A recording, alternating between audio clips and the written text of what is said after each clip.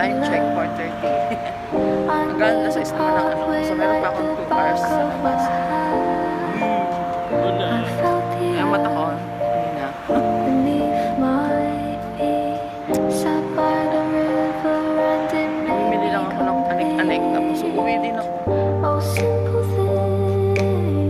Makatulog naman din ako. Ilang oras kaya.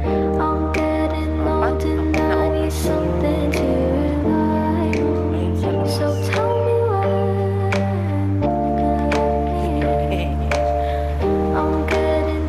Tagal ng bus ko. Ayun ang bus ko. Ay, naku. Ayaw ina. Maglalakad na lang.